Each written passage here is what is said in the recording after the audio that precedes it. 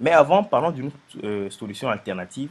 Cette solution alternative consisterait à créer une double monnaie commune à l'ensemble des 14 pays qui utilisent actuellement le franc CFA et qui fonctionnerait pour les échanges domestiques entre ces pays euh, qui garderont donc le franc CFA comme une monnaie avec laquelle ils vont à l'international. Cette solution a été testée, a été adoptée par Cuba au lendemain de la révolution cubaine et a plutôt donné des résultats notables et significatifs.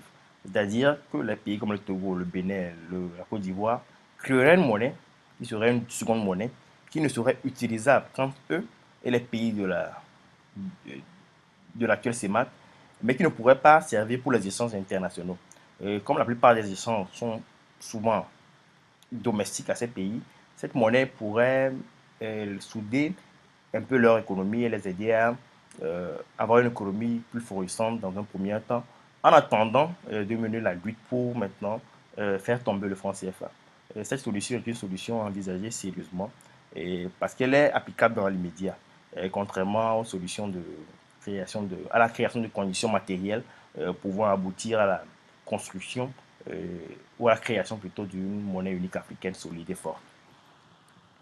Euh, Maintenant, revenons donc, après avoir parlé de cette solution, de cette alternative de la double monnaie, sur laquelle nous reviendrons dans nos prochaines conférences.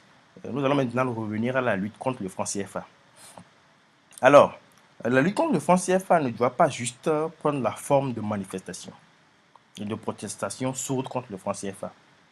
Il ne s'agit pas de s'opposer au franc CFA, il s'agit de de détruire ce franc CFA. Le franc CFA est un système. Et comme tous les systèmes, il se nourrit de ses opposants car de leur action, il puise les informations pour se reformer sans cesse. Dans les conférences précédentes, nous avons déjà parlé de la complexité des systèmes et de leur fonctionnement, ainsi que de la façon dont ils doivent être détruits. Pour combattre, pour détruire un système, il faut le dénoncer et se construire sans lui. C'est dans cette optique de se construire sans le système que s'inscrit l'alternative de la double monnaie, de la monnaie domestique à 14 pays qui utilisent actuellement le franc CFA.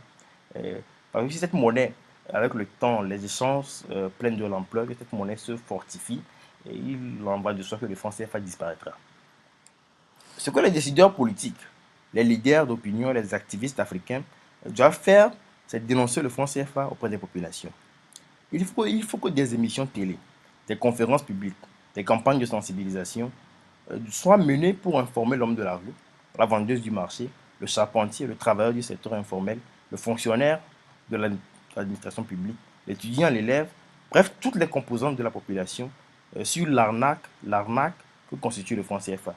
Il s'agit de campagnes de sensibilisation permanentes et continues, pas de manifestations. Il faut contourner l'usage de la force publique. Aucun régime, aussi soumis soit-il à l'Occident, ne peut contrer un plan de sensibilisation permanent autour de la question du franc CFA. Mais si les associations décident de manifester, ils seront sauvagement réprimés.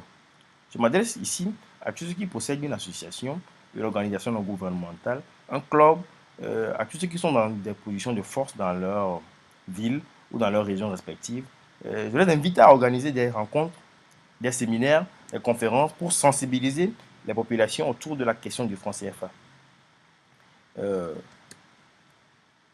cette campagne de sensibilisation, ces campagnes de sensibilisation ne concernent pas seulement les pays utilisant le franc CFA, mais tous les autres pays d'Afrique. Euh, Lorsque les populations seront suffisamment informées, un climat général de suspicion s'installera envers le franc CFA. Ce climat empêchera la France d'utiliser ou d'user encore de stratégies euh, et de perfidie pour opérer des réformes soi-disant bienveillantes qui n'auraient pour but que de resserrer son emprise sur ses anciens territoires.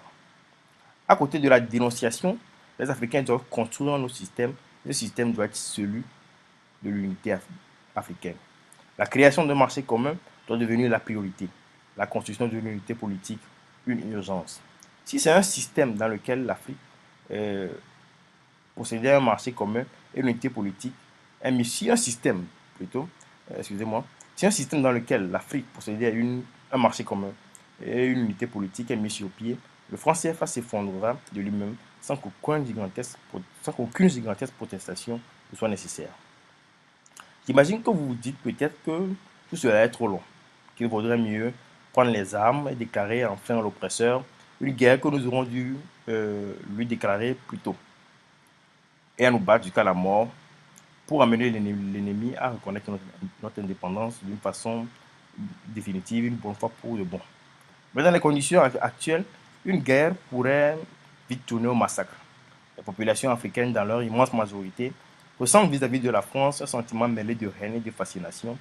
Et c'est ce second sentiment qui l'emporte souvent.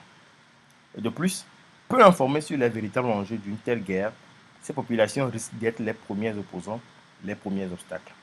Les états-majors des pays africains sont encadrés, formés par des instructeurs dépêchés de la France qui maîtrisent à perfection les tactiques de guerre qu'ils pourront utiliser. La plupart des officiers ne sont d'ailleurs que des fils à papa. Ils n'ont intégré l'armée que sous la pression ou grâce au soutien de leurs parents. Ces enfants gâtés n'auront jamais le courage de se rendre sur un champ de bataille aussi violent euh, que le champ de bataille d'une guerre franco-africaine. Avec une population en majorité inconsciente et une armée peu efficace, une guerre franco-africaine pourrait donc tourner vite au désastre et pourrait servir de prétexte à la France pour reconnaître d'une façon directe nos territoires. Cette hypothèse peut paraître étrange, mais elle est facile à réaliser ou à envisager. La guerre détruirait rapidement les institutions africaines et après avoir apaisé les territoires, la France se sentirait à nouveau investie d'une mission de reconstruction. Même s'il arrivait qu'une insurrection parvenait dans ce cas, notamment, à utiliser au mieux qu'elle le peut les techniques de la guérilla urbaine, à vaincre les troupes françaises, pour vaincre les troupes françaises, il faudrait se retrouver à la table de négociation. Et dans les conditions actuelles, la France pourrait à nouveau user de stratégies pour instaurer un contrôle beaucoup plus discret, certes, mais toujours aussi néfaste sur le franc CFA. Pour conclure, je lancerai un appel à tous les décideurs politiques, à tous les leaders d'opinion, à tous les activistes. Ayons de la clairvoyance et du discernement. Établissons, établissons des stratégies efficaces. Arrêtons de faire du bruit en croyant que nous sommes en train d'agir. Réfléchissons calmement. Créons, construisons notre unité, regroupons-nous, soyons réalistes. Ce n'est qu'au prix de cet effort de longue haleine que nous laisserons aux futures générations une Afrique meilleure et que les pays de la zone CFA pourront ainsi avoir des économies plus florissantes. Pour une Afrique unie et plus forte, c'était Samson Maulolo Alidja. Rendez-vous dans 10 jours pour une nouvelle conférence. D'ici là, portez-vous bien et surtout n'oubliez pas, l'Afrique a besoin de vous. Je suis au plus 228 91 50 08 11. N'hésitez pas à me contacter pour de plus amples échanges.